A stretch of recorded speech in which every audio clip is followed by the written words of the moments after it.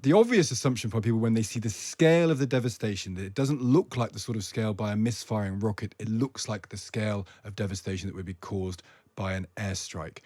What do you currently think about it? I think anybody with no professional understanding coming to distinct conclusions is doing a disservice. And this is what we've seen over the several hours until we were able to clarify exactly what happened. The IDF was not responsible for the attack on the hospital, resulting in those heartbreaking images of people being killed. We promptly initiated a high-level investigation following the incident, and we utilized intelligence, operational data, and aerial footage. We revealed that the explosion was a result from a Palestinian Islamic Jihad rocket launched at just around 7 p.m.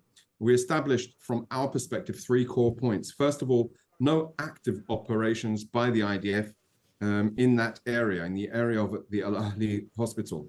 Our radars tracked the rockets and their trajectory exiting from Gaza as it happened, and one of those indeed was just over the hospital.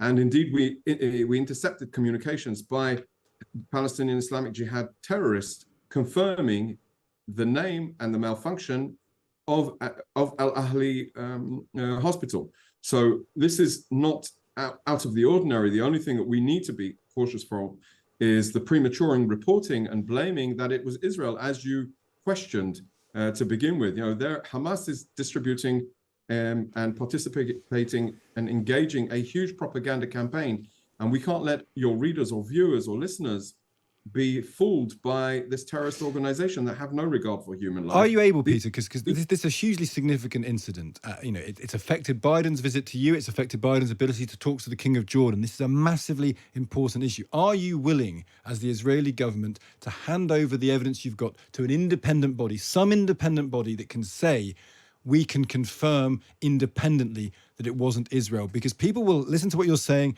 very credible how you're putting it, and say, well, Israel might say that. We want someone independent to tell us about this. Are you willing to hand over material to an independent third party so this can be dealt with that way? So when we conduct our military operations, we take our business very seriously. It took us quite some time, as a media professional, for me, those hours are excruciating. But I am confident in the ability of the IDF to understand exactly what happened, what didn't happen on our behalf, and the information. And of course, we'll be sharing it with our allies and obviously with the US. And that information, to my understanding, has already been reported and shared with them. And they'll judge it, and they will make their own statements. But we are confident in our information. Some of it has already been shared with the public. And indeed, some of it we may continue to share more based on our operational needs, because we have to keep in mind, sharing our intelligence capabilities is jeopardizing our forces. And that is not something we're willing to do. So there will be a balance of the public knowledge, the need to know, but we will also maintain some of our capabilities so we don't jeopardize our forces and operational capabilities, because that's exactly what Hamas wants us to be talking about. See, they are responsible. They opened this war on Israel. They decided that to abduct 199 people at least into the Gaza Strip. There are still 1,000 or more than 1,300 people butchered and murdered by this organization, and we are still burying over 200 people a day in the aftermath of this attack. We are now 12 days into this war, and this incident just underscores the dangers of trusting Hamas as a source. We have responsibility to be truthful, to be transparent, to be, I would say, also to be within the time frame of incidents, and this is what we're trying to be doing. But I would also say that there is a huge responsibility of the various media not to premature report and base their reports on what a terrorist organization that will butcher babies in their bedrooms tells you. Well, we've been very clear, Peter. They lie to Hamas, to the international media. I understand the point, and we've been clear in how we've reported to say that this is a disputed account till we could hear from you, and you've made clear your position on that, and you'll make that available. I think people need to see the evidence you can make available. People will need to see the American formal position, the UK formal position, because although they're allies to you, they have a degree of further independence. Because this does feel like, and this is maybe the first social media war where involving Israel to this extent. Is that fair? Do you think this is a time of huge levels of information that weren't there 20 years ago, weren't even there 10 years ago? So the challenges of reporting, of covering this conflict are very different now to how they were in the past.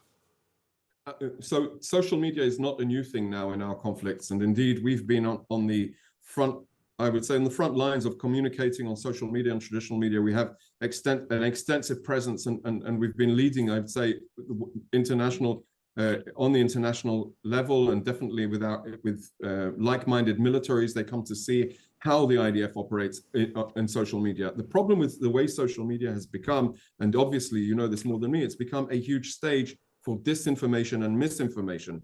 And this is the challenge that I think that we are facing now. And this just puts more responsibility on outlets like Times Radio. This is just the responsibility of the duty of the journalists to say, okay, we can't clarify this. Hamas is saying this, but we have to remember who Hamas is. If we are just taking what they are saying to you for face value, what is this face of terror that we are trusting? How can we trust anything they say? You know, the Hamas Ministry of Health are reporting that, but it's the Hamas. These aren't free-minded doctors that can tell you. They have to be like North Korea. These are doctors managed by the Hamas industry. This is what we're saying. When we are saying now that in this war we need to change the paradigm, that Hamas can no longer be allowed to govern the Gaza Strip, it's precisely because they have subordinated all of their government. They have utilized all of the funds in order to conduct terrorism. I understand. So this, I understand this the point. is the reason where we are. And I say, yes, it is a huge challenge for you. And I don't envy you, but there is a huge responsibility in that. Our responsibility is to get to the facts that we can clarify, that we can confirm, and hopefully we'll be within the time frame that, you know, hopefully there was the old saying in this business of media and communications of the golden hour. And now we're talking about minutes and seconds. There is no media in the world that can investigate and come to conclusions. And that is why I think the point is well made, Peter, that it takes time for these to be confirmed.